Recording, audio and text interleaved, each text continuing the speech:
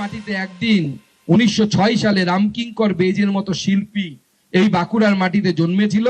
আজকে সেই বাঁকুড়ার মাটি চোর, চোর, কানকাটা, তৃণমূল এগুলো ভর্তি হয়েছে। তৃণমূল এখন গ্রামে গ্রামে পাঁচালি শোনাচ্ছে। আমি ভাবলাম তালডাংরাতে যখন এসছি, এখানে শিল্প সংস্কৃতির শহর, আমরাও একটু পাঁচালি শোনাই। কি শুনবেন? শোনো শোনো তালডাংরাবাসী, শোনো দিয়া মন, শোনো শোনো তালডাংরাবাসী, শোনো দিয়া মন, অরূপ আর শঙ্কুর চুরির কথা করিব বর্ণন। কি চেনেন তো এদের? শোনো শোনো তালডাংরাবাসী, শোনো দিয়া মন, অরূপ আর শঙ্কুর চুরির কথা করিব বর্ণন। শিলাবতীর বালি খায় ভাগ নাহি দেয়, শিলাবতীর বালি খায় ভাগ নাহি দেয়, সেই দুঃখে ফাল্গুনী বাবু একা একা খায়। ফাল্গুনী বাবুকে চেনেন তো? সে বিধায়কের পর থেকে তার ফাল্গুনী হাওয়া লেগে গেছে, পুরো দমে খাচ্ছে। এইদিকে জামকুড়িয়াবাসী শিক্ষক নাহি পায়, জামকুড়িয়া স্কুলে শিক্ষক নাই নাকি শুনছি, ঠিক তো?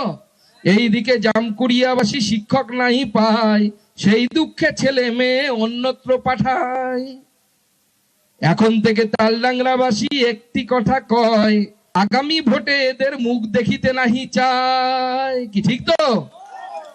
আপাতত এইটুকুই থাক, এইটুকু আগে হজম করুক, আগামীবার এসে আবার পাঁচালি দেব, চিন্তা নেই। পাঁচালি এদের কাছে পাচন হয়ে যাবে, সেই ব্যবস্থা করব। আপনারা সবাই ঐক্যবদ্ধ হয়ে লড়াইয়ের জন্য প্রস্তুত হন। ভারতীয় জনতা পার্টি আগামী বিধানসভা নির্বাচনে এই তালডাংরা থেকে পরিবর্তন আনবে।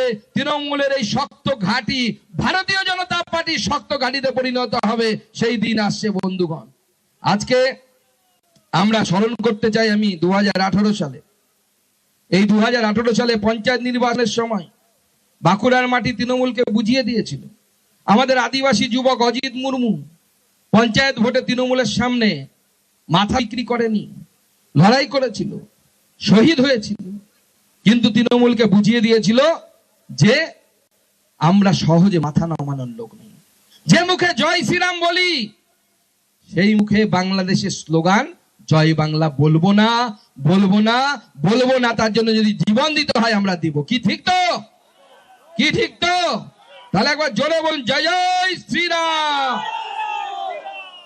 তালডাংরায় যখন আসার আমি আমন্ত্রণ পেলাম, তখন থেকে আমার মনটা উসখুস উসখুস করছে। কারণ আপনারা টিভিতে নিশ্চয়ই দেখেছেন যে তৃণমূলের একজন সাংসদ আছেন, তার আদি বাড়ি হচ্ছে এই তালডাংরাতে। এখন তিনি ব্যারাকপুর না, এখন তিনি হচ্ছে শ্রীরামপুরের সাংসদ। তার নাম হচ্ছে বিখ্যাত অ্যাডভোকেট কল্যাণ ব্যানার্জি। সে আমাকে বলেছিল, আরে সুকান্ত টুকান্ত কি ফু দিলে নাকি উড়ে যাবে? তা আমি তার শ্রীরামপুরে গিয়ে বাইক মিছিল করে এলাম, দাদাকে দেখতে পেলাম না। ভাবলাম এখানে পালিয়ে হয়তো, তাই ভাবলাম তবে থেকে খুঁজে যাচ্ছি যে তালডাংরায় যখন বাড়ি ছিল একবার তো দেখতে যেতে হবে তালডাংরায় আছে কিনা। তালডাংরায় এসে এখানেও দেখতে পাচ্ছি না। তাই সবাই বলছে কল্যাণ কল্যাণ ডাক পারি, কল্যাণদা গেল কার বাড়ি? কল্যাণ কল্যাণ ডাক পারি, কল্যাণদা গেল কার বাড়ি? আমি এলাম কল্যাণদার বাড়ি, কল্যাণদা নিশ্চয়ই যাবে মামার বাড়ি। কল্যাণদা মামার বাড়ি যাবে, অপেক্ষা করুন। কেউ কেউ এখান থেকে চিৎকার করে বলছে রেজিস্টার্ড মাতাল। শুনুন ভাই, আমরা সংস্কৃতিবান দল, আমরা মাতাল টাতাল বলবো না, আমরা বলবো মদ্যপান করেন। শুনতে ভালো লাগবে না? কাউকে যদি কেউ সরে বাচ্চা বলে গালি দেয়, শুনতে খারাপ, ওটা ভালো না, ওটা একদম করবেন না। বরাহ নন্দন বলবে, তাহলে ঠিক আছে, তাহলে অতটা খারাপ লাগবে না শুনতে।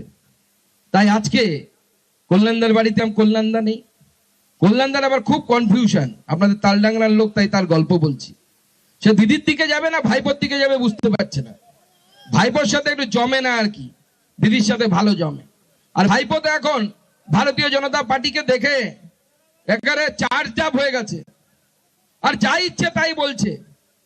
আজকে ওনার হেলিকপ্টার ছিল, সেই হেলিকপ্টার উঠতে দেরি হয়েছে, বলছে ডিজিসিএ নাকি পারমিশন দেয়নি।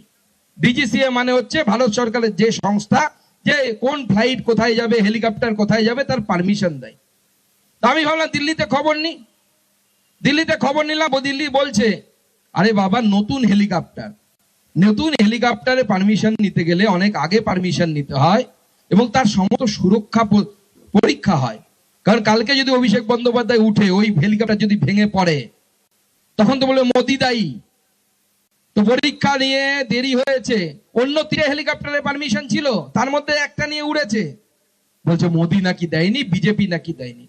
আরে তৃণমূলের অভিষেক ব্যানার্জির যা অবস্থা, এরপরে তো বলবে সকালবেলা উঠে পেট পরিষ্কার হয়নি, মোদির জন্য হয়নি, বিজেপির জন্য হয়নি। এই যে এইরকম অবস্থা হয়ে গেছে তৃণমূল কংগ্রেসে।